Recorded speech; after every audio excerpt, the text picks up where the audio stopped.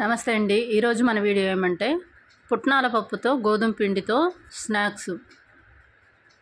అచ్చము మన కజ్జికాయల మాదిరిగా ఈ విధంగా పుట్నాల పప్పు ఒక కప్పు తీసుకొని అరకప్పు బెల్లం, డ్రై ఫ్రూట్స్ కొద్దిగా వేసుకోవాలి. తర్వాత ఈ పుట్నాల పప్పుని బాగా పొడి చేసుకొని పక్కనుంచుకొని గోధుమ పిండి ఒక కప్పు వేసుకొని 1 స్పూన్ నెయ్యి, చిటికెడు సాల్ట్ వేసుకొని బాగా కలుపుకోవాలి. ఇలా కలుపుకున్న తర్వాత పొడిపిండి చల్లుకొని ఈ విధంగా రౌండ్ బాల్స్ చేసుకోవాలి. తర్వాత చపాతీ చేసుకోవాలి. పొడిపిండి చల్లి బాగా పల్సటి చపాతీ చేసుకొని ఈ విధంగా మూత సహాయంతో రౌండ్గా చేసుకోవాలి. తర్వాత ఒక చాకు తీసుకొని 2 భాగాలుగా కట్ చేసుకోవాలి.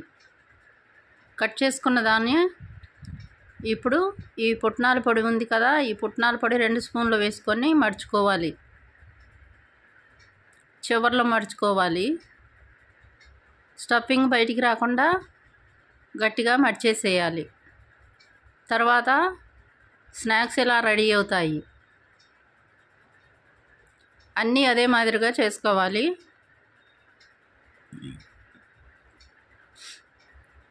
తర్వాత ఇవన్నీ రెడీ అయిపోయిన తర్వాత ఒక గిన్నెలో ఉంచుకొని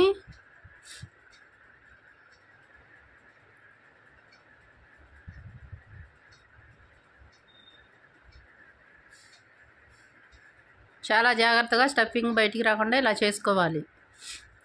స్టవ్ వెలిగించి ఆయిల్ కాగబెట్టుకొని ఈ స్నాక్స్ అన్నీ వేసుకొని